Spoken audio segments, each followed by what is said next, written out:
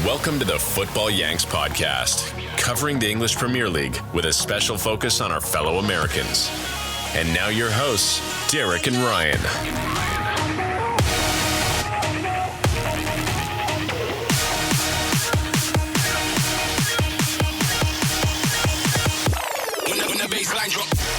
Welcome to the Football Yanks podcast. It's the November international break, the international break that nobody asked for. And we are scrambling to think of anything. Yeah, get our act together with content for you, and also we're down a man. Sort of a last minute withdrawal from the podcast today. Derek won't be here. So he heard himself while I was warming up. Yeah, so we'll have significantly less media board sounds, that's for sure. So that might be the only contribution we miss from Derek, but we'll see. How was your weekend? How are you guys doing? We're all right. We went out to Pennsylvania, had a nice little weekend in Pittsburgh and outside of Pittsburgh, and kind of just, in the doldrums of the international break, like you said. Though something I have been enjoying, it's the NCAA tournament right now, and the Division One, the Division One tournament has been on like the Hulu ESPN Plus combination. But really enjoying watching the D1 tournament. It's actually soccer. Yeah. Oh, I don't. It's actually been pretty interesting at a pretty good quality. Like the quality is pretty good. Like there's some good players. It's really entertaining, to be honest. I've been excited about that. I've always viewed like this might sound bad to some people, but like college culture in America, sort of, I've viewed it as holding us back with soccer.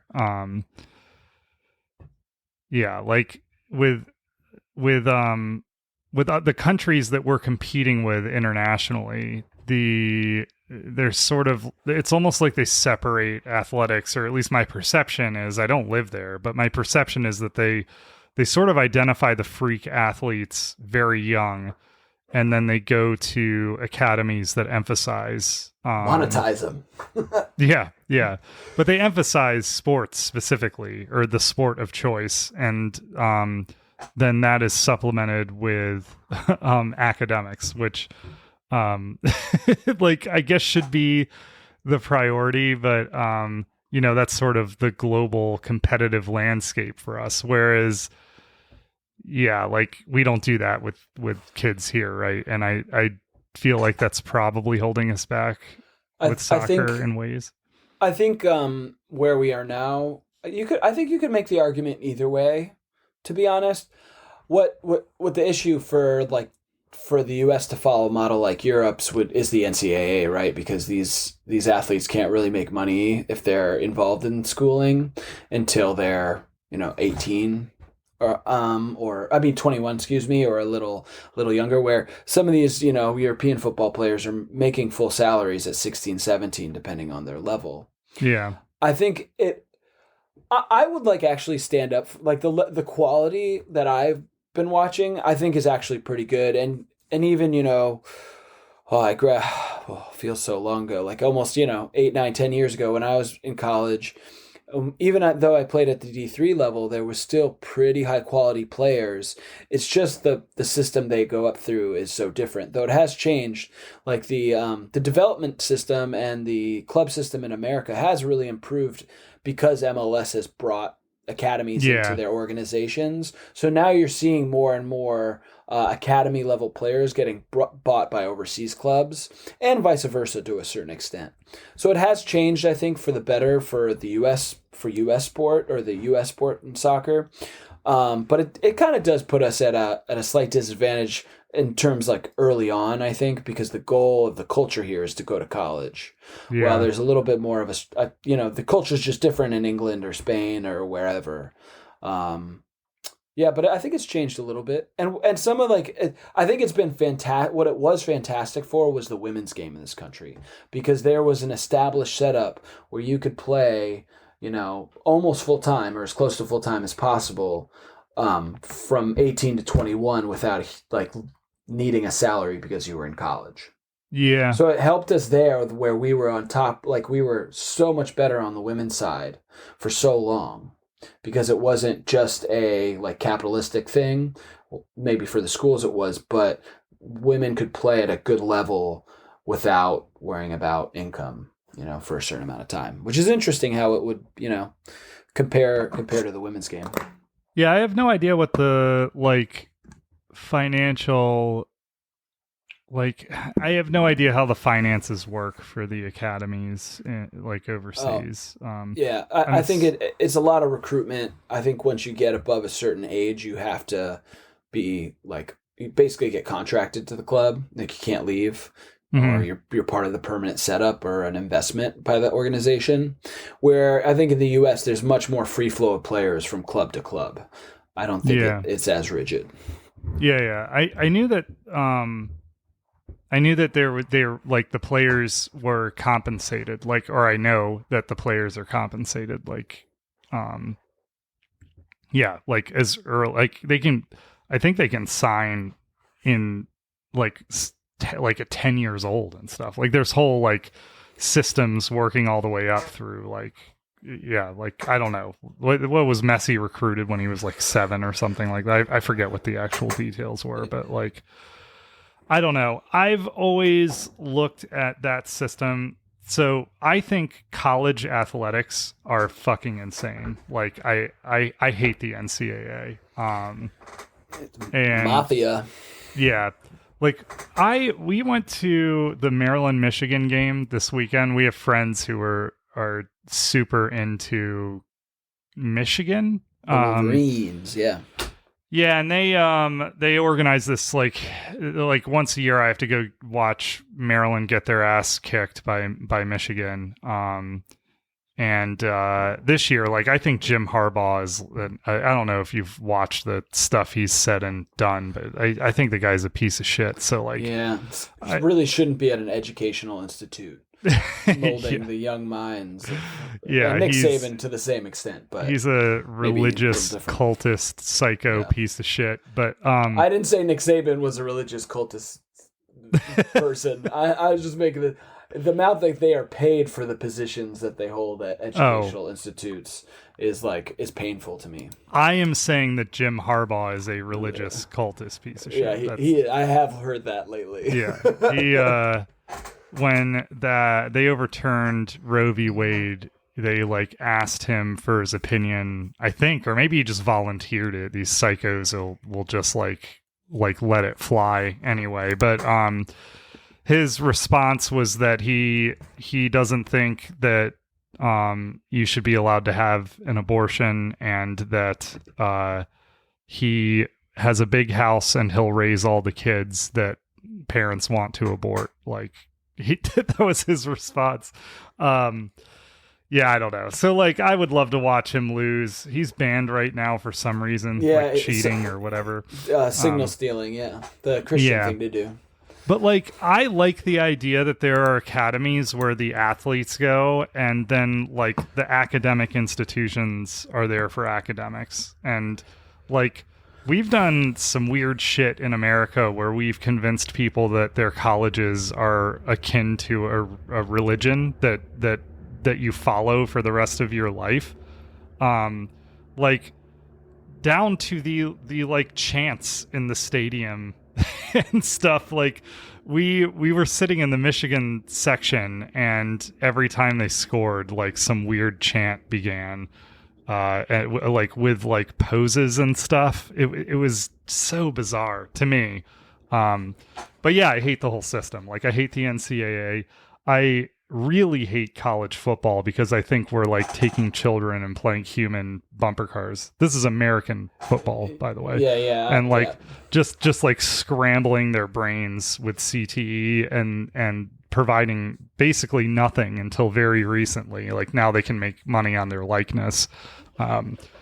It's one of the only good things the Supreme Court has done recently.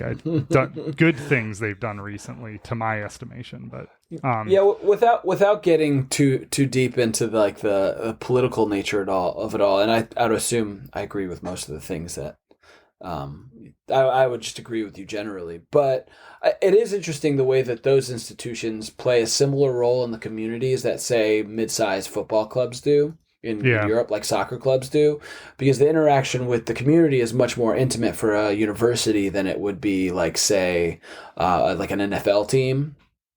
Not to say that it's not intimate, but it's a little bit more hyper local, a little bit more about the neighborhood you live in than just the state. So it is an interesting comparison. I'll admit that I followed Notre Dame football for a long, long time because my mother went there. Not that I watched. I kind of died off in the Brady Quinn, Charlie Weiss days. Isn't that didn't you guys have the guy who had the fake girlfriend? Yeah. Who was that? Yeah, the dude from Hawaii. Did you watch that documentary on Netflix? No. You should watch it. It kind of makes you feel for him. I only vaguely remember. You gotta watch that. We should start talking about soccer. But like he made up a girlfriend that died, right? Is that right? Like directionally, is that what happened? No, he was basically what's it called, fished, or when you're like the person you're talking to online is like totally faking who they are. Catfished. He was catfished. Yeah, that's what it catfished. Yeah. Can't believe I didn't remember that. But yeah, he was catfished hard, and he just happened to be like almost a Heisman Trophy winner, or he was second place for Heisman that year, maybe. But yeah, it just happened to be a nationally recognized college football player, and in some ways speaks to the kind of lack of support those athletes get anyway. Yeah, and the kinds of positions they're put in as very young people with no income. Okay, so he actually thought this woman died. Yes. Is that right? That is accurate. But she never existed. That's what happened? She was she was a male presenting person at the time who's now a transgender person. A transgender woman, I believe. Yeah. It's very complicated and interesting. You should watch It's on Netflix? Yeah, there's a true Netflix documentary. One of those true sport things. What does Netflix cost now? Like $30 fucking a month or something like that? Yeah, I don't know. Yeah. I don't really use it, to be honest, anymore. Yeah. I think Shannon has a subscription. I got rid of ours. Well, on the academy front, one of the notes that Derek put in here is that AC Milan have announced that they're going to launch an academy in Fairfax, Virginia, and the Washington metropolitan area. It's kind of weird that there's an "and" there, like, because Fairfax is very close. That is interesting. I imagine that the amount of land they got in the DC metro area was not as much as they necessarily needed. Maybe that'll be a showcase space or something. Yeah. But I think that's not an unexciting proposition. No. I'm curious as to what the actual pipeline to the club will be. It's a different approach than, say, the Manchester City group went by just basically purchasing a club or a franchise in the MLS, like New York City FC, right? Is the Man City group. Yep. So it's an interesting route to go that way instead of acquiring like an MLS team and using their setup. Really interesting. How many? So like a thing that's going to be voted on during the I guess the transfer window or sometime in December. Excuse me. Among the I guess the team owners is something about these multi-club models and what they're able to do with them. Yeah, I believe it's how players are exchanged between clubs, and the specific one being is the it's I think it's a lot about how the Saudi Arabian private fund I can't remember. Public fund. Public fund, thank you. Yeah, not private. Public fund, how they purchased Newcastle. Mm-hmm. So right now, the Italian player, again, I'm just going to have brain fart. Tonali has been suspended.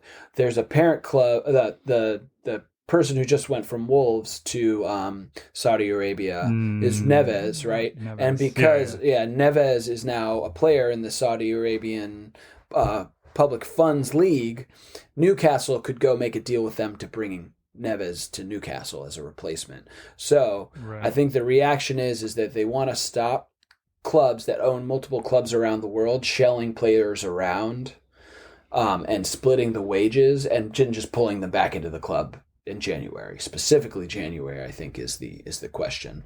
So you can't artificially bolster your team by sending players to your other clubs. Gotcha. Yeah, because there's no negotiation if, say, Manchester City goes to New York FC and is just like, hey, we need a player, let us loan him. There's no negotiation, no transfer of funds, no contract sharing. There's so it creates quite an imbalance, I think. Yeah, is the idea. The question I was going to ask is like how many of these I mean, I guess that would be a very specific example of this happening. But to my knowledge, a club has not yet pulled a player through their network of clubs to the whatever the Keystone Club is, or whatever the Pinnacle Club, the Apex Club, I guess. I think that Manchester City has been trying to do that particularly with their club in Japan. But yeah, I don't think it's been super successful in terms of pulling players from academy level to the first team. Yeah.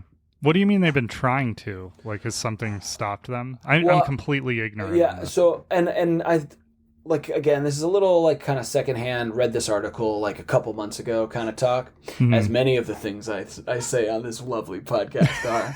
I make everything up. I think that letting it fly. Japan is like an area in the world that Manchester City is, and a number of other clubs too, have seen like a high reward potential in academy or academy graduates. I couldn't particularly say why. I know Spurs' new sporting director came from that setup in Japan. Okay. Sorry, my phone's ringing there. Ange Postecoglou is actually part of that as well, a little further back. But there's been a number of kind of interactions. Matoma is Japanese, correct? Yeah. I just think there's a number of good players who have come through Japan. Well, Japan's league is very structured, so they're investing. Right. Yeah. But I thought you knew of a player. No, a player that Man City specifically had tried. I couldn't say there's one specifically now, so I don't know how successful it's been. Yeah. Okay. That makes sense. And these are pretty vast markets too. So it's not. I think the proposition is that maybe the player doesn't go to City or the trophy club, but they can sell it on for profit in the large marketplace that is world football. Right. But then how does? Yeah, I don't know. I have to do a lot of reading on this because it's complicated. Yeah, to me what made sense to me, what resonated. So I'd kind of ignored this until Chelsea was doing it and bought Strasbourg. The thing that resonated with me was that with Brexit, it has become significantly more challenging and more expensive to recruit abroad. And these clubs can pull young players in from like South America and put them in these sister clubs or whatever that are part of their network of clubs. And then when they're ready, they can move them on to the Apex Club or Trophy Club or whatever. And that made sense to me just from a like a recruitment level, and just getting around these laws with Brexit. You obviously, like, these clubs would want or need some of these young players. So like a thing that has been like I've been chewing on, I guess, is Chelsea keeps selling their academy and first team Chelsea product players because it's pure profit. And we've sort of talked about how you can basically leverage that because it goes straight to the books, and then you amortize some big contract for an exotic player, over many years, and you maybe cover the first 2 years of that with a player sale from your academy. That's the strategy. Yeah, but an issue with that is that I think so. Say Chelsea qualify for either European competition next season, which seems unlikely right now, but they're starting to like turn the corner a bit. So maybe they make the European Championship or whatever. So they need 4 academy products, or 4. It's like 4 players registered under the age of 18 who have been with the club for at least 3 years, like before the age of 21, I guess I should say. So you need to be with the club for 3 years before the age of 21. You need 4 of those players, and then an additional 4 that came from a club in, or are a UK citizen or whatever. Yeah. Like homegrown, maybe. Homegrown, yeah. Homegrown players that's what I'm looking for. So like, I haven't looked at Chelsea's roster. I mean, they've got Levi Colwill, Reece James, Conor Gallagher, who they've been trying to sell, and Trevoh Chalobah, who they've been trying to sell. I can't think of any other first team players who came from the Chelsea academy. I think it could be an age thing. So yeah, Broya, I was going to say, and Palmer could qualify. How old is Palmer? Is he 21? I think he's 21. So he's never going to qualify. Yeah, he's too old. Yeah, but he'll qualify. If he was like 18, maybe he did. Yeah. Yeah, I don't know exactly how Chelsea specifically is doing it, but I think it's become more complicated. Specifically in the UK. Yeah. Yeah. Well, I mean, those rules were always there. I think what's become complicated now is it's difficult to take like a 16-year-old, like a very young player that you scout early from South America or something, like somewhere, especially outside of the EU. And the UK, and bring them into a Premier League like academy. It was easier when the UK fell under the European Union rules for like visa laws, but like part of Brexit was they really tightened up how you could qualify for a visa, and that impacted very young players. Especially in the academies, yeah. Right, an inordinate amount, I think, relative. And like, I remember at the time I read a lot of articles about how this was going to impact the EPL, and I didn't understand that then, but the Chelsea and these multi-club models that have stood up, like that helped me understand, like these are the lengths these clubs are willing to go to get these young players in. And I think it's about players. I think it's also a certain kind of like branding move. Each club does it differently. If you look at City, like City has like branded, it's like they've like world built a bunch of clubs. Like if you look at New York FC's branding, it does kind of have flashes of what the Manchester City branding looks like. Yeah. I do think that it's about building a brand as well, especially in markets like the US, like China, maybe Germany, but definitely Japan. Yeah. So it's like, how do you do both at the same time? I think there are fewer and fewer lately. It feels like international players coming through academies in England. It doesn't feel like there's really any. Yeah. I think just because I'm a Spurs fan, I can think of, we bought a forward this year, but he's playing in the under 21s. I also think that the academy level after like U18s, like into the U20, U21s in the Premier League 2, I don't think the level is that high. I think that's been a big issue, is that you can't really attract as well. You can't really attract high level like 16, 17, 18-year-olds without first team in the Premier League 2, just because it's not that high a level. It's not that competitive. And the road to the kind of first team is not clear. So I feel like you see more English players going out than international come in. But I may be wrong about that. That's more of a feeling, I'd say. Yeah. Well, let's talk about the 10-point deduction for Everton and like how this might, like what this means. So I was pretty surprised by this when I read it this weekend. Everton, I guess, came forward with one issue. I think it's something about the financing around the new stadium they're building is has buried the club in debt, and they're taking too much outside money to cover the costs of that, I guess. And they spent far too much on players in the beginning of this ownership. Really bad players for the most part. Some Sigurdsson turned out to be a possible pedophile. There were some weird things that went on in there too. I think there are some successes, but you're right. It's lots of really poor decisions. Yeah.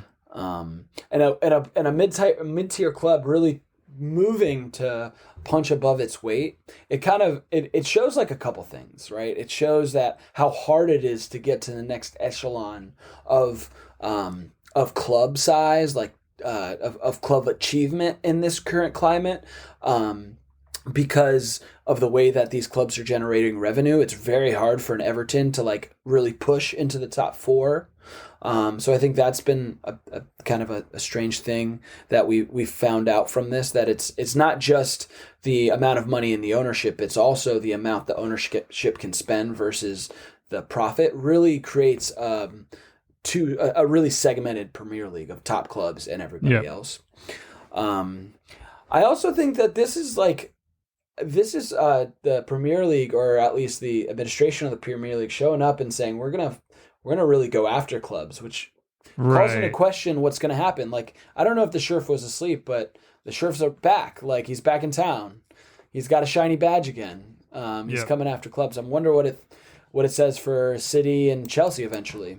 Right. So that was the note I put on here. What are the implications for City and Chelsea is what's interesting here, because before we talk about that, I do want to say one more thing, if I can, Ryan, that won't be talked about it as much, because I think you're right. The larger question in the landscape is Man City and Chelsea. But what about the clubs that got relegated over this period of time? So that's the article I linked here if you open that up. Burnley, Leeds, and Leicester plan to sue Everton for $300 million. That's a long time in the future, but that would bankrupt that club. Yeah. Everton would no longer be around. Yeah. And the Premier League, kind of, by the amount that they deducted, they kind of egged that on. They could have been all right, 3, 4, 5 points, nothing huge in the landscape of it all. 10 points is a relegation last year. Maybe not this year. If I was Everton, I'd just take it. I'd be all right, I might survive anyway. Any other year, I'm fucked. Yeah. But they're going to be huge. fine. They'll survive this year. Yes, I would think so. Anyway, I'm sorry. I apologize for interrupting you. So Chelsea and Man City. Yeah, you're good. I wanted to talk about that anyway, so I don't know what'll come of this lawsuit. I barely understand how lawsuits are settled in America. I have no idea how this will go. I have no concept of how likely this is to pan out, but that's a big number. And they've at least been found guilty of this, very specifically by the Premier League, right? So the evidence would suggest, and they admitted to it, right? So they were hoping that if they admitted to this, that the EPL would sort of go easy on them. And the EPL sought a 12-point deduction, I think is what I read. And they're going easy, I'm using air quotes, on Everton, was a 10-point deduction. And like you said, that would, in many years of this league, that would have slam dunked Everton straight down. That is interesting for a few reasons. One, Man City has, they're for sure the more interesting, right? Because there's 112 different, or some crazy number, 100 plus infractions of or violations of financial fair play, right?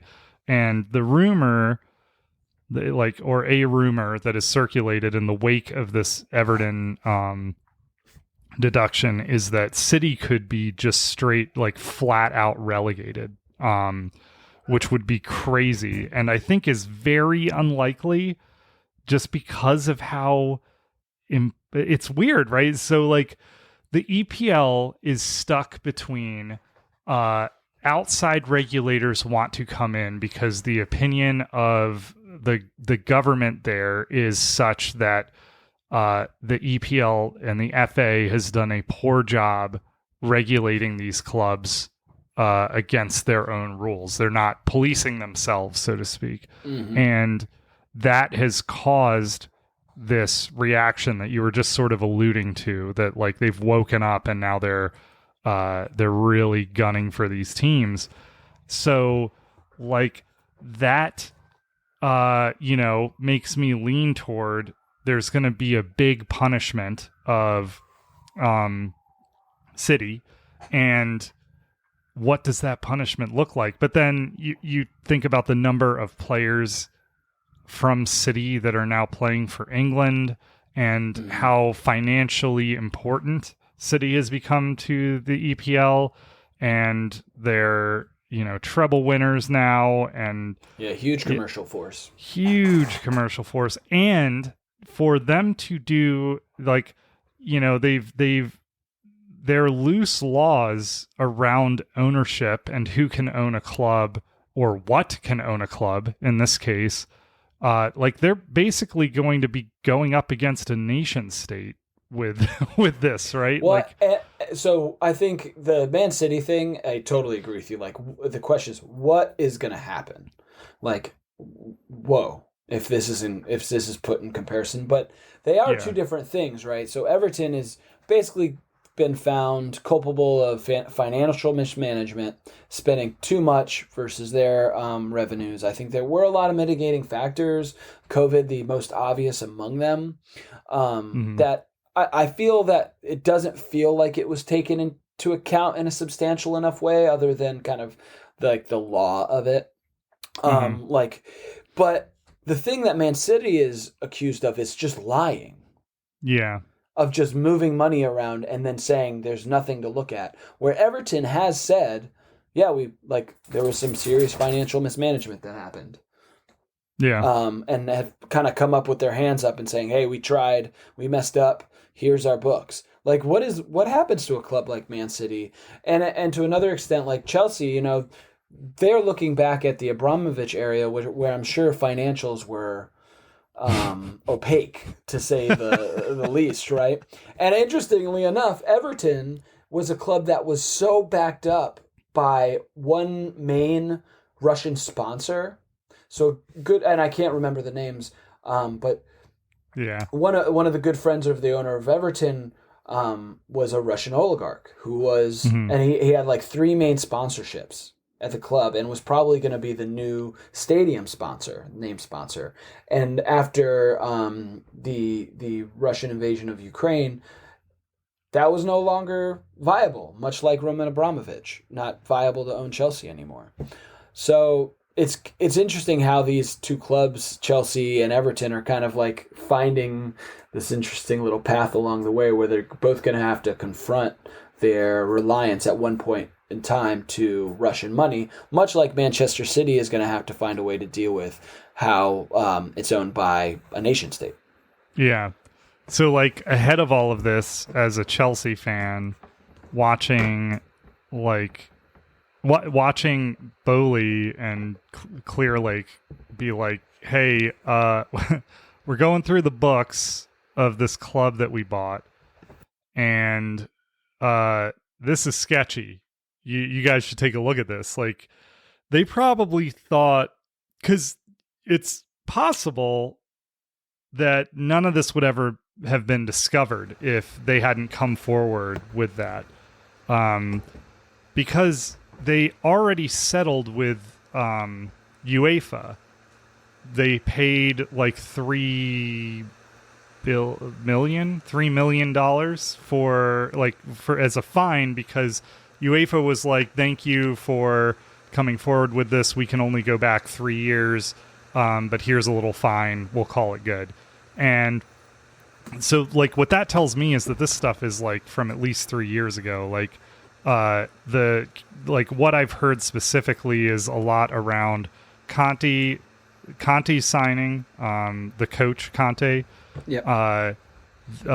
Hazard and Eto, I think. Maybe one. There was one. Oh, Willian, I think. So these are signings like a long time ago, and yeah, like it's entirely possible that the FA would have never found any of this, and they came forward with it. And so now what do you do with that? It's a new owner. They did sanction the crap out of the club during when they were forcing Abramovich out, which financially damaged the club. So you can make the case that they've already in a way been punished for the Abramovich tenure. I don't know. But then you look at what happened to Everton, and it wouldn't surprise me at all if Chelsea got a point deduction. I would prefer it happen this season. I'd rather them hurry this up and give us our penalty, because the odds that we're qualifying for anything are pretty low right now. In terms of Europe. Yeah. I mean, I was going to say as much as we're looking better, I think it's long odds for us qualifying for any Europe competition next year. So give us our 10-point deduction now. We'll be fine. We won't get relegated. And then we continue to gel this season and go at it again next season type thing. But I think the question is or one of the questions, if the Premier League and its, administrative whatever fell asleep at the wheel, right? Who are the people who are going to really suffer because of that in the long term? It's fans, really, and communities, and maybe in some ways the taxpayers in those communities or the businesses in those communities. There's the people who are going to suffer the repercussions aren't going to be the club owners in the long term, say City, right? Mm-hmm. They get deducted, they go back to the championship. The state of Qatar is still going to exist, right? But those fans are gonna, they're the ones who suffer, and in terms of the larger context of the world, maybe fighting a year in the championship isn't the worst thing, but it's too bad that the FA has not had the ability to deal with this as it happened. I think that's when you can't deal with issues like this that happen, the organization loses a whole lot of credit. And I think that's where we are with this Everton points deduction. Do you get the feeling that it feels a little over the top, this 10 points? The Everton one, this is going to be super hyperbolic, right? But if Everton deserves 10 points for their sins, then I guess you should just relegate Chelsea and kill the owners of Man City. I don't know. Do you see what I'm saying down, though? That it's so harsh to me. Yeah, and really setting up for a future. Yeah. Right. Yeah. I'm not an Everton fan. I also don't hate Everton. We've talked about how they're a club with pretty cool history with great fans, and they're a really, really good presence in the EPL. But yeah, that's harsh, man. It's really, really harsh. Yeah, I think they play Man United coming up. I'm interested to see what that environment is like. What their fan base, what their fan base is going to do, how vocal they're going to be about it. If they're just going to back the players up, I don't know. And it puts serious doubt, I think, in that stadium. That stadium has to be built. It's half built. Yeah. Like, but if they're in the championship, how does that club not go into administration? How does, all these questions come up, which would just, again, destroy the fan base of a really, really good club. Yeah, I don't think they'll be relegated, but yeah, they definitely have a lot of baggage with that. That stadium is going to weigh them down. I mean, it'll be a huge boon for them once it's done, but yeah, the amount of debt that had to be taken on for that, yeah, I mean, it's going to hinder them for a while, right? They need to build a squad and they have no money, and the players are... before you got on the show, we we did a whole episode on Everton, like the sad state of Everton was sort of the episode, and their total on the book transfer market value for the players they have it's not very high. It's far less than what they've spent to build the squad that they have. So they're upside down on their squad. They're upside down on that stadium. They really have just been financially run into the ground, and I think it's a long road to hoe for them. Yeah, the club really needs to be sold. I think that's probably the only way out of this. How does that help them, though, right? Selling the club won't get rid of the loans that have been taken out for, unless occasionally those happens. Occasionally that happens. Yeah, so Abramovich forgave billions of dollars in loans, against Chelsea in the sale of Chelsea. Now the question is about the gathering of those loans. So I imagine that those will be important again. Yeah, good. Yeah, no, I think that the sale, I don't think it's going to fix everything. What I think it would do is probably give the club a little time with the FA in terms of, whether this is put off because of appeals, which will likely happen. I think, it possibly will give the club a better package on its debt and the ability to borrow if necessary, because you couldn't see really that happening too much right now. I think it would just be a restart after a really poor couple years and finance the rest of the stadium. Finish that project. I'm interested in how the appeal process will even go with this, because if I load up the EPL table, they have taken the 10 points from Everton. So if they appeal it, do the 10 points go back on the board until the appeal process is over? And how long does that process take? Do they get it done before the end of the season? How do they manage this?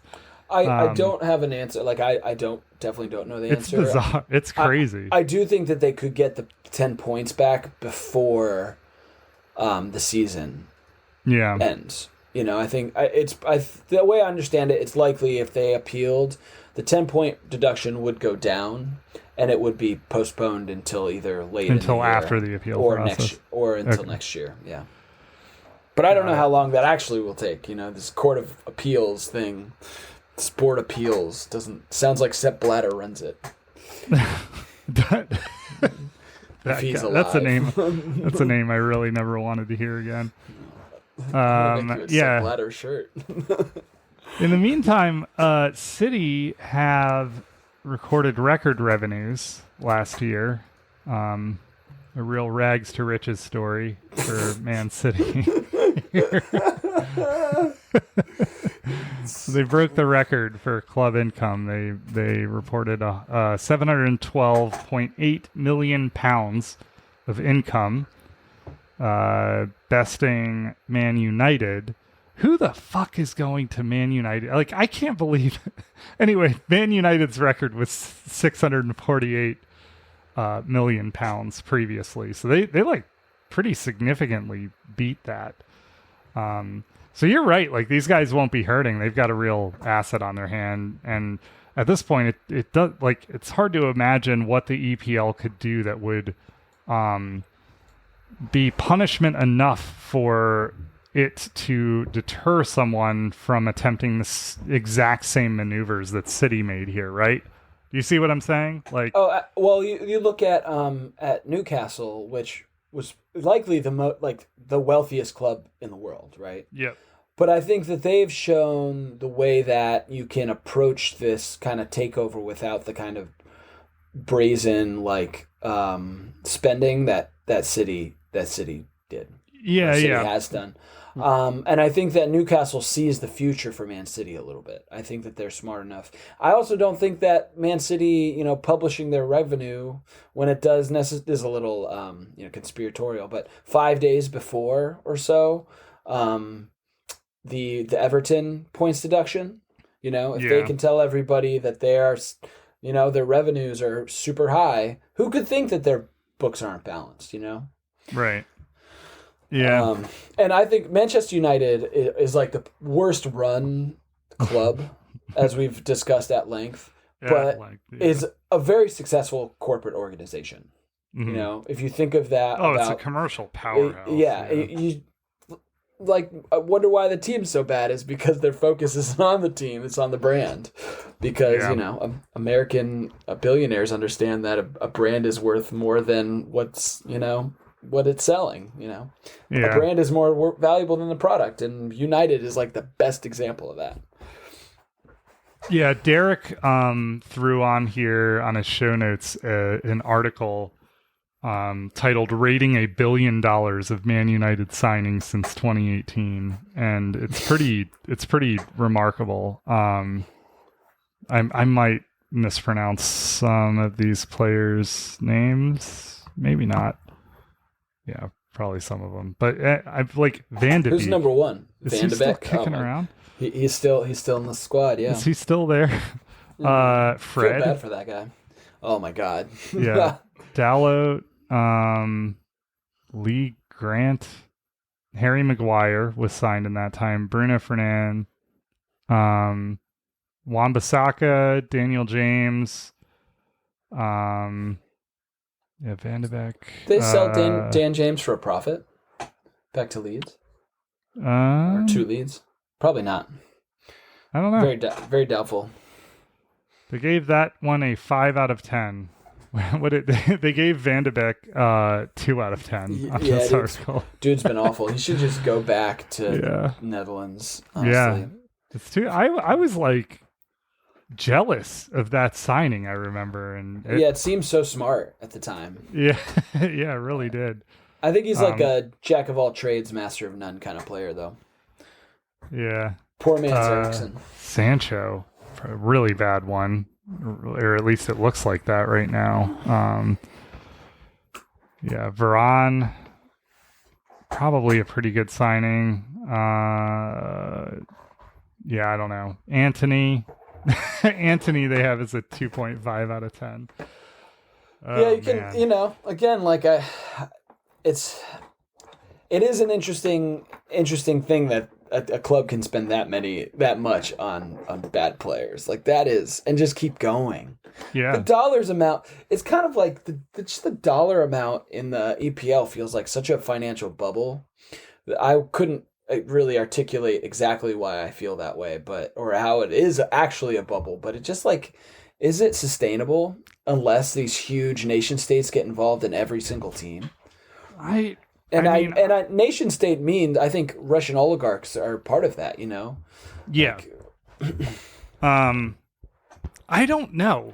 It's interesting. It's an interesting thought experiment because, these American business owners are now getting involved because they believe that even now with these sorts of eye-popping figures being spent on the teams and revenues being pulled in by the teams, the American sports owners view this as an underutilized asset, that there's a lot to be squeezed out of this yet still, that it's a really inefficient machine. And that's why that Bowley says that constantly, and that's why more and more American owners are getting nobody does capitalism like us, right? Sure, yeah. So yeah, I guess that to me indicates that there's something being left on the table here. And I have seen figures of comparing, but it's not apples to apples, but it's been comparing the dollars made per viewer of an EPL game versus dollars made per viewer of like a US baseball game. And it's way low. Like they make like 10% of what they do on a set of eyeballs on baseball, and baseball sucks. Like nobody wants to watch that shit. So like I think that's where that thought comes from. But yeah, I don't know. Interesting. What else do we have? Dude, did you see Giroud celebrating the 14th goal against Gibraltar? Yeah, I'm kind of like I believe that I did. I don't know what any of them were celebrating after after the first goal. Really, they should have been like, well, yeah, this is how it's gonna yeah, I go. guess their coach, how do you say his name? Deschamps or something. Yeah, Deschamps. He told them at halftime that if they kept going, they could break the record for goals scored in a Euro qualifier, and that motivated them. But Giroud scoring a fucking scissor kick in stoppage time and then what throwing asshole. down that celebration like he just scored the game-winning goal in the World Cup final. It's like fucking hilarious to me. Gotta feel for those players. Dude, from Gibraltar. It's fucked. Yeah, so I kind of appreciate that edge, keep going. You don't stop. Like you keep going. Yep. But like at that level, like that's like them playing some fucking like Division 1 soccer. You know what it reminds me of is when I was a kid, I was like this is gonna sound douchey for a second. Just bear with me. So I was like a bit of an anomaly at my age. This is like sub 10 years old, or like maybe sub 12 years old. So I was playing like some like club soccer, I think, and then we would play. My dad would coach, and my brother played club too. And my dad would coach our like rec team, and my dad would do shit like I was just much bigger than kids are like at that age. And so I played striker, and I would score a lot of goals. They still have like newspaper clippings from like like stuff that was written about me at that age in the sports section of our local newspaper. But he would put me, what happened? Exactly. My fucking knees went, and like every fast twitch I have committed 15, suicide. Ryan loses his knees. Overworked by 14. That didn't happen. What happened is video games happened. That's what happened in like 15. But anyway, yeah, like fucking World Soccer 64 or whatever. That's what happened. Anyway, so where I'm going with this is my dad would take me and put me on defense or in goal, but like have us keep pushing up. Like we'd be beating the bricks off of these like other rec teams, and we would just run the score up, like just keep running it up. We'd beat teams like 10-0, and the parents from the other team would be having a meltdown over the fact that like basically my dad, the coach, was doing this to them. And he'd be like, sorry, he was so cutthroat and competitive that he'd be like, sorry, your kids suck. Like, if you want it to stop, you should stop it type thing. And that was this Gibraltar game. It was my dad just running the score as high as he could against 10-year-olds in rec soccer in Salisbury, Maryland. Yeah. Well, now thank you to all our listeners who have heard another session of Football Yanks therapy. Yeah. That's a real source. That's a real source of a lot of what you see today. I feel like we all just learned so much more about you. I'm so excited. Dude, he used to like make me run like it was like 3 miles a day, because if he was going to coach a team, he knew nothing about soccer. He didn't like soccer. You're going to be in shape. Yeah, but that's what he knew. He knew like the athletic side mattered, and I was going to be as in shape as possible. That's like American high school soccer coaching right there. Yeah, exactly. Like just run drills. Just run. Yep. Run, and anyway, he would make me run. Yeah, so there was one specific time that stands out to me where we like I didn't run. Like he was out of town, so I thought I could get away with it. And then he came back and like he flew back in. He was out of town for business. He flew back in. We went out to dinner and we come home and it is like torrential downpour, thunder and lightning. And I'm like walking up to the door. And he's like, Ryan, did you run today? And I was like, no, sir. And he was like, well, you better get out there then. And he like followed me for 3 miles in his truck or whatever car he had, like telling me to run faster. And I've brought this up to him since. And he's like, I'm like, that was like fucked up, man. And, and he's like, well, that was the best season you ever had. That's his. and Deschamps is like, well, guys, you beat Gibraltar 14-0. Yep. We achieved something that's never been done today. Oh man, yeah, never been done before. Knew that. Well, those Gibraltar players are probably all fucking good too. Yeah, probably. They just got eaten. Like fucking Mbappe is on in stoppage time. Yeah, like what is he doing on the field? Yeah, I don't. That was, a little bit of a mockery, but whatever. Yeah. I don't. Those teams really shouldn't even be playing each other. Yeah. There's no value.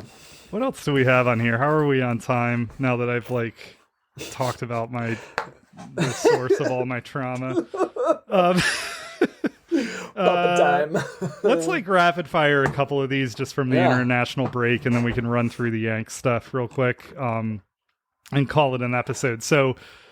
Germany was beaten by Turkey at home. It was an international friendly. I think it was Nagelsmann's first friendly. Is that right? I think it was the second. I don't think it was the first, but I may be wrong. Okay. Really, really early on in his days. I don't think Turkey are that bad of a team. Like, no. It's not that surprising. Germany is just not a great squad. Like, they're just not a great team. They have great players, but just not what it takes to get to that next level as a team. It's like you need like a little bit of like England's national team in that, like the mentality of that team in this Germany team.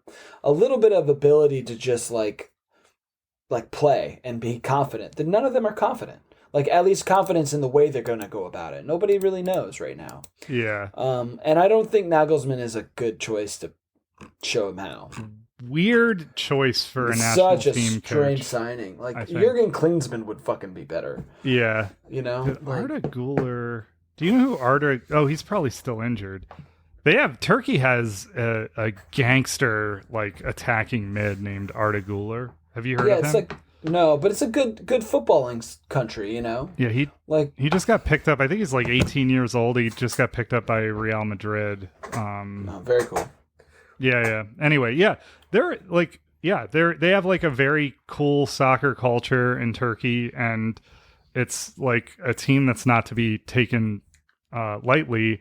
And Germany played fucking Kai Havertz at left back. Yeah. Did you see this? I did. It's just Nagelsmann is trying to prove how smart he is. He does some weird shit. Yeah, he said that he's going to do it again after the match. Very weird. It is kind of weird, but it's kind of like it makes this weird sense in my brain because I think that Havertz is kind of one of those jack of all trades but master of none kind of players. Like he kind of does everything well but doesn't have an edge. And honestly, like if he has a killer left foot, right, a good cross, why not put him at left back, But it's just not going to work because Havertz probably can't defend. Kind of like put, an Alexander-Arnold kind of situation. But he makes sense of a profile of a player who could play left back. He's just never done it before. Like physically? What about his profile. I don't think you have to be outlandishly physical to play left back So I agree. international. I think that you need a little bit of pace, which he doesn't really have, but he's not slow. No, he's actually fairly quick. Yeah, what he has is composure to keep the ball in the final third, and he's left-footed. Left-footed probably being the more operative, like. What are their options there? I don't even know. I don't know what their options are at left back either. But I'm just kind of making an inference. Like, he's left-footed. Yeah. If they're controlling the possession of the play. I can hear Bowie. I don't know. I don't know what's going on with him. He's sitting here He's like unhappy. very regally. I should send you a picture of him. He just got. We're cut. hanging out soon. Yes, he looks like a poodle and a half. Nice. Yeah. Pompey as fuck. Anyway, I think it makes sense. Like, if you're a high possession team and you're going to have the ball higher up the pitch, why not put a player like him there? But against a good team with an attacking lineup, he's going to get found out. Yeah, that was bizarre. Colombia beat Brazil in qualifiers for the first time ever. Pretty weird. Yep.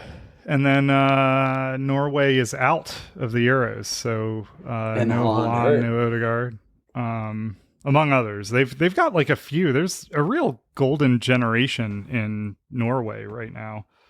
A lot of individual players. Not really throughout the team. There are good quality players in the team, though. You're definitely right.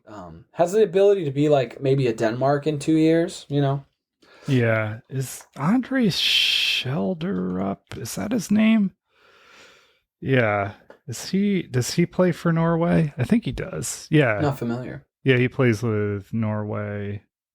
Yeah, he's at Benfica. He's like a really good left-footed winger. Interesting. Yeah, they've got some talent. I guess like, man, like how old's Haaland? 24. They got to start qualifying for some shit. That's true with the kind of players they have. But you have players like Haaland and Odegaard in the team, but who's playing center back on that team? Yeah. Who's playing, holding midfield is nobody. Not that I know of. They all play in, Scotland or the second division of England. Yeah. All right. So actually, real quick, I'm going to go off script. Do you think it is a mistake that Raheem Sterling continues to be left out of the England squad with how he's been playing this season? I think I think yes and no.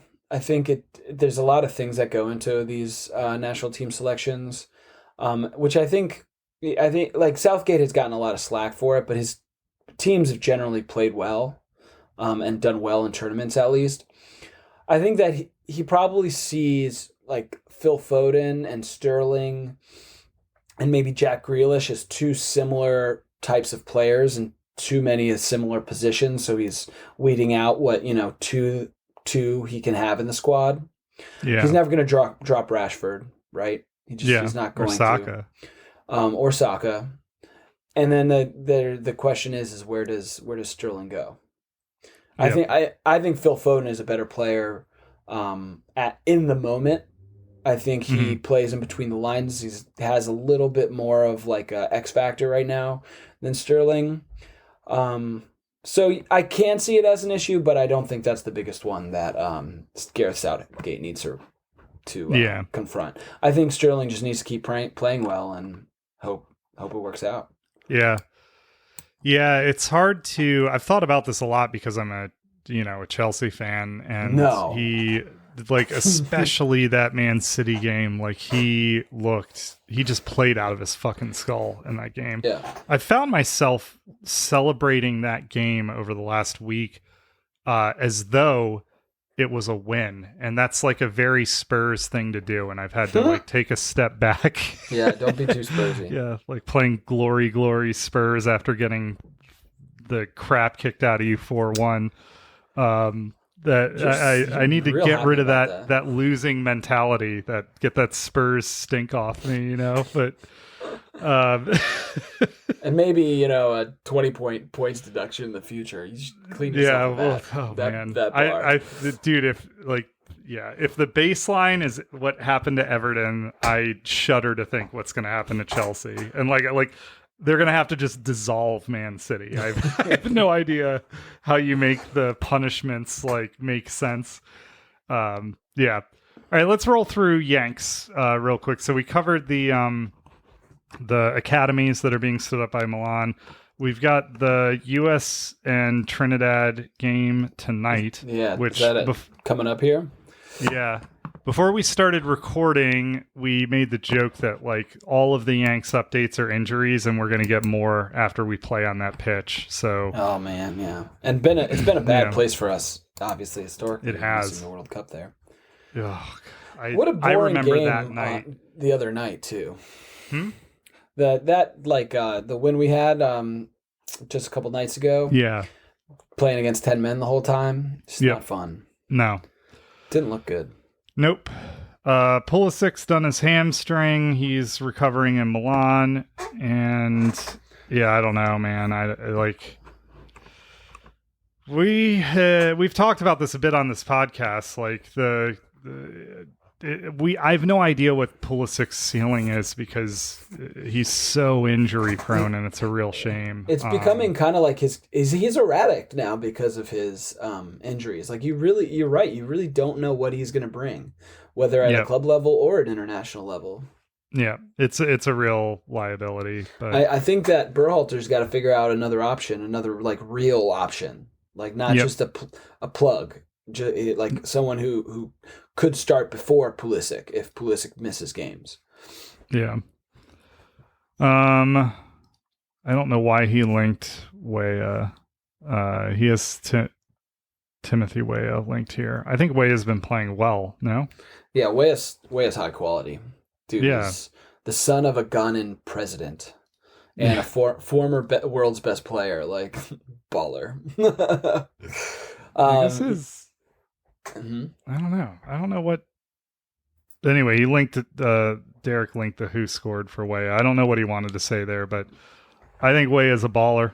He's fast and he's very, very fast. Yeah, he's a baller. He's great for the U.S. team for sure. And McKennie, he's done a knee injury. I guess it's some tendonitis, recurring tendonitis he has in his knee. It's nice to have all these recurring injuries racking up for the U.S. team, I guess. Aronson, he can't get a game for a relegation team in the Bundesliga, so that's not great.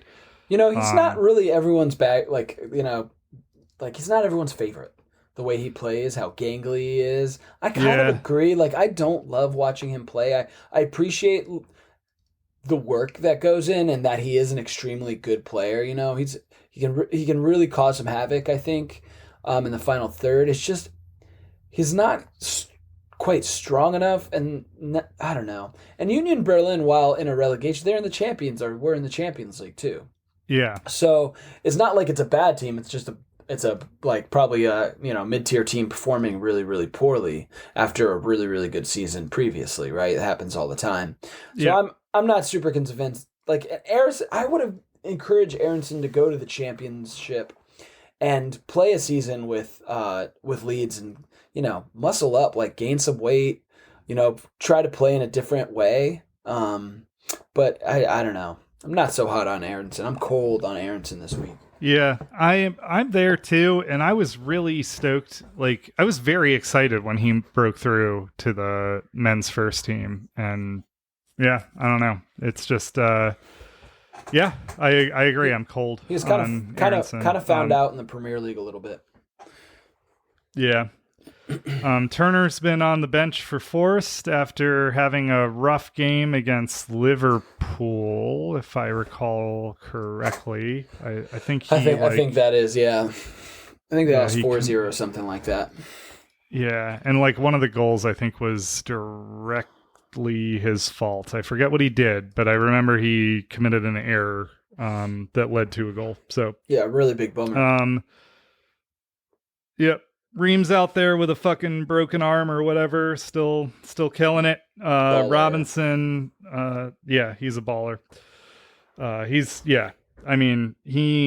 I thought they lost to Man United, but he made Anthony look silly in that game. Like really, really silly. More silly than normal, which is a lot. Like it's hard to do with Anthony. And then, Robinson's a baller. And Giorena, I think Derek put this on here because he wanted to talk about how underutilized he is at Dortmund, which is interesting because there appears to be a lot of talent there, but he's not getting a lot of starts for that team. Yeah, it's a team in a bad moment. I think Gio's also been hurt really often, and being hurts you. Like it puts you back in the club level a lot more than it does at the international level for the U.S. So he's always going to be a part of the U.S. plans, but if he keeps getting hurt and has time off, he's not going to get into a Dortmund team. You know, even though they're not doing well, it's still a really big club. Might need a move here. What is with all the injuries, man? It's just... Is it a CONCACAF thing? Is it just they go through the fucking meat grinder that is CONCACAF? And like, I don't know. I think most of the players for us are getting hurt, I feel like, in their club, with their clubs. Though they do get hurt on our shitty fields with our shitty refs constantly in CONCACAF. I think it's a larger issue in the world of football right now. The pain of that World Cup happening in the middle of the season is coming to bear now. Like we are really seeing the diminishing returns of overworked footballers. Yeah. I didn't even think about that.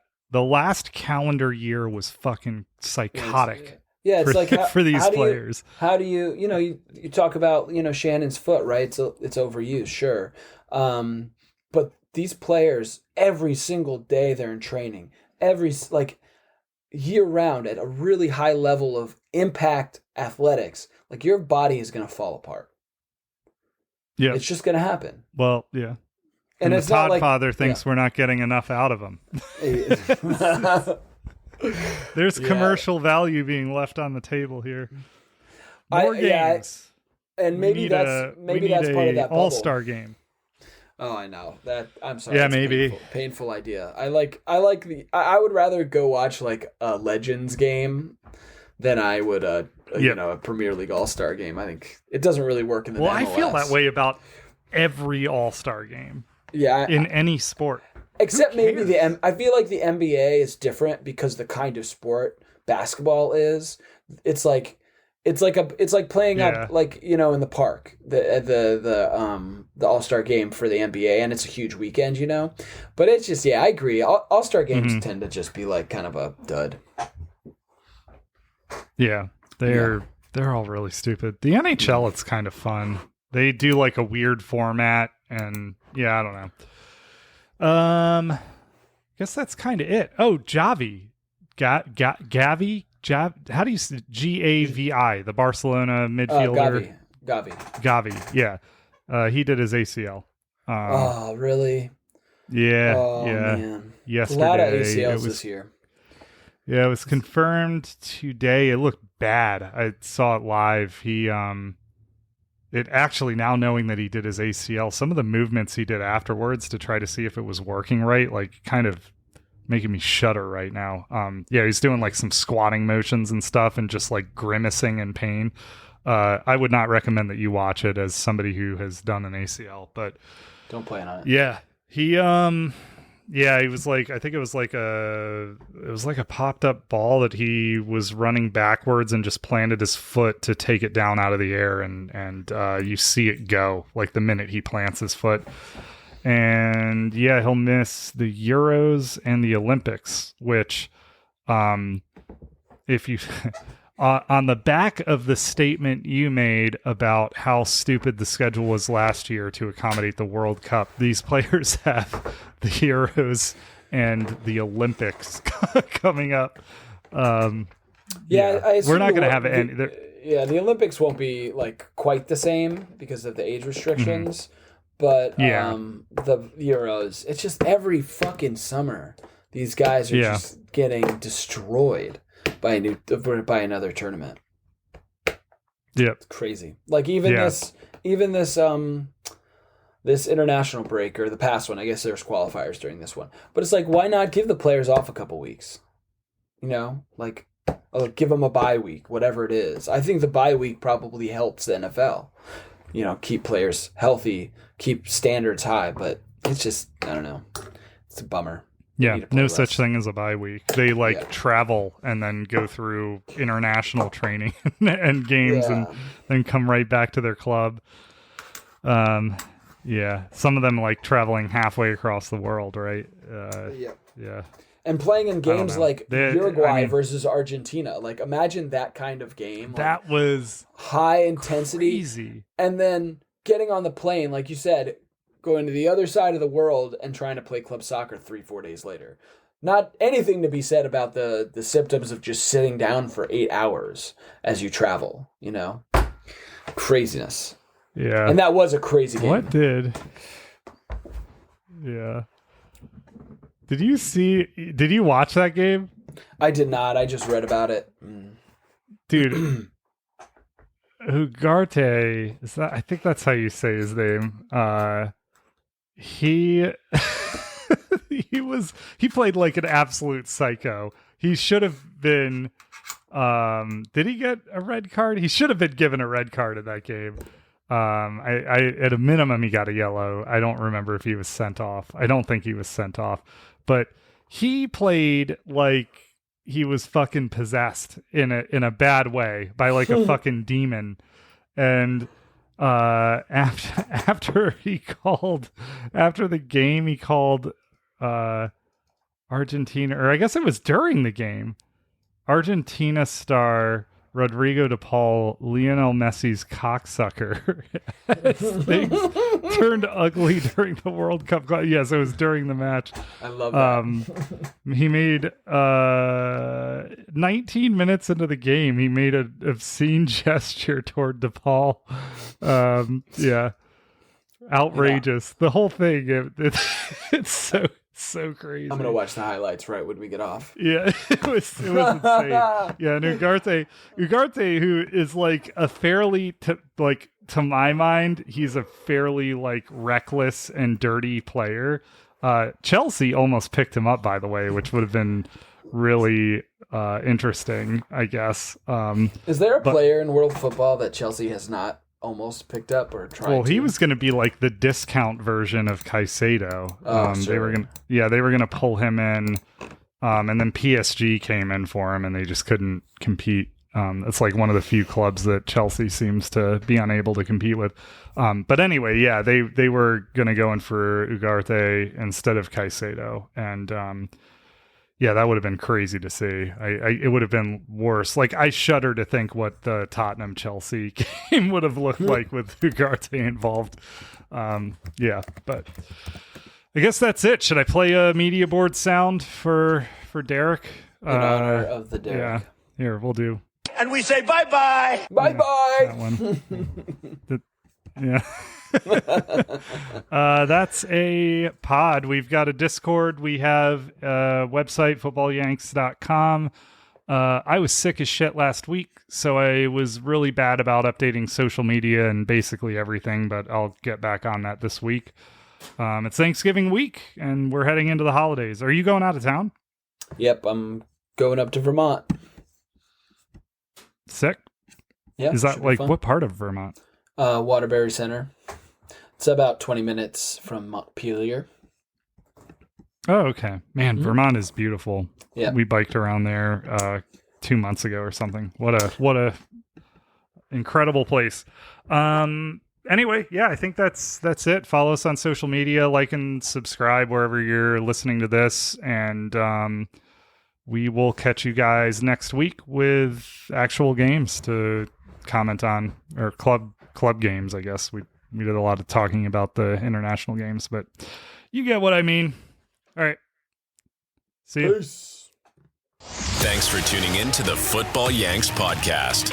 Be sure to subscribe wherever you heard this podcast so you never miss a future episode. We'll see you next time.